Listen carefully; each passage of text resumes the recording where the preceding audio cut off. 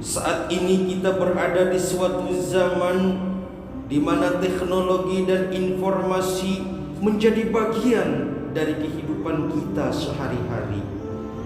Kalau dulu setiap pagi kita mengaji, sekarang setiap pagi kita memegang HP. Inilah satu masa di mana manusia bukan hanya terhubung di dunia nyata, tapi juga terkoneksi dengan dunia maya. Hadirnya media sosial seolah menjadi kebutuhan wajib bagi masyarakat kita. Namun sayang 1000 kali sayang, tidak sedikit masyarakat kita yang mulai salah kaprah dalam memanfaatkan media sosial. Berbagai dampak negatif kini hadir menyertainya.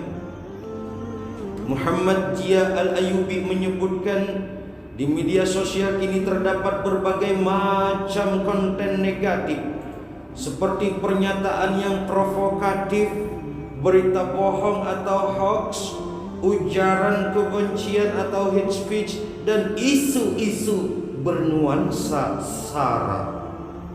Lalu bagaimana tuntunan Al-Quran dalam bermedia sosial?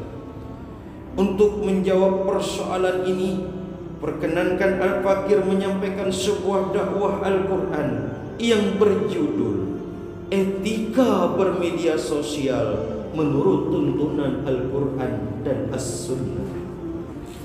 Hadirin sekalian yang berbahagia, di dalam Al-Quran surah Al-Ahzab ayat ke-70, Allah Subhanahu wa ta'ala berfirman,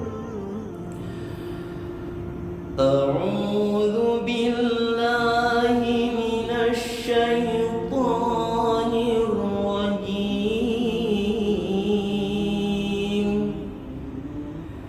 Bismillahirrahmanirrahim.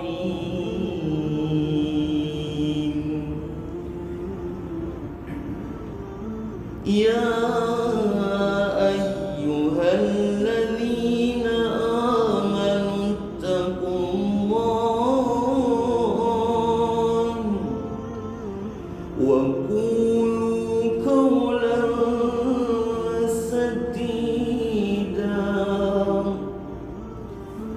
Aku berlindung kepada Allah dari godaan syaitan yang terkutuk. Dengan menyebut nama Allah yang Maha Pengasih lagi Maha Penyayang. Wahai orang-orang yang beriman, bertakwalah kamu kepada Allah dan ucapkanlah perkataan yang benar. Hadirin sekalian yang berbahagia, ayat di atas mengingatkan kepada kita agar ketika menyampaikan informasi harus disertai dengan ketakwaan kepada Allah Subhanahu wa ta'ala dan menjunjung tinggi nilai kebenaran dan kejujuran. Kejujuran dalam menyampaikan informasi adalah etika utama yang harus kita perpegangi. Nabi bersabda, "Alaikum bisyidqi fa inna syidqa yahdi ilal birri wa innal birra yahdi ilal jannah." Yang artinya hendaklah kalian senantiasa berlaku jujur, karena sesungguhnya kejujuran akan mengantar kepada kebaikan dan sesungguhnya kebaikan akan mengantar pada surga. Hadis riwayat Imam Muslim.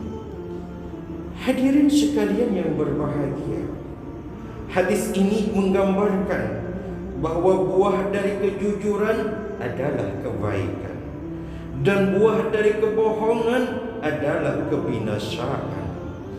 Masih segar dalam ingatan kita ketika pelaksanaan Pilpres di tahun 2019, bagaimana bangsa kita terbelah karena banyaknya berita bohong, provokatif dan ujaran kebencian. Sampai-sampai masyhur istilah cebong dan kadrun. Maka sebagai seorang pegawai negeri sipil, Kita wajib menjaga keutuhan NKRI dari dampak negatif media sosial. Kita juga harus tahu berdasarkan pasal 28 ayat 1 Undang-Undang IT bahwa setiap orang yang dengan sengaja menyebarkan informasi bohong di ruang publik akan dikenakan pidana 6 tahun penjara atau denda maksimal 1 miliar rupiah. Alangkah sayang saudara, daripada uangnya digunakan untuk membayar denda, lebih baik digunakan untuk membangun pesantren atau membangun rumah makan Padang saja. Jadi kesimpulannya, menyebarkan informasi bohong bertentangan dengan 2 hukum sekaligus. Yang pertama hukum agama, yang kedua hukum negara. Hadirin sekalian yang berbahagia, etika kedua dalam bermedia sosial adalah memperhatikan prinsip tabayyun. Di dalam Al-Quran surah Al-Hujurat ayat ke-6 Allah Subhanahu wa ta'ala berfirman, Ya ayyuhalladzina amanu in ja'akum fasiqun binaba'in fatabayyanu an tusibu qauman bijahalatin fatusbihu ala ma fa'altum nadimin. Shadaqallahul azim. Yang artinya, wahai orang-orang yang beriman, jika orang fasik datang kepadamu membawa berita penting, maka telitilah kebenarannya, agar kamu tidak mencelakakan suatu kaum karena ketidaktahuanmu, yang berakibat kamu menyesali perbuatanmu itu. Maha benar Allah dengan segala firman. Hadirin sekalian yang berbahagia, merujuk kepada tafsir Al-Maraghi, ayat tersebut menegaskan apabila datang satu berita dari orang fasik, maka kita harus melakukan filtrasi terlebih dahulu atas kebenaran berita tersebut. Menurut Ibnu Katsir, ayat ini merupakan perintah tegas dari Allah terhadap kaum mukmin untuk selalu bersikap teliti terhadap informasi dari orang fasik.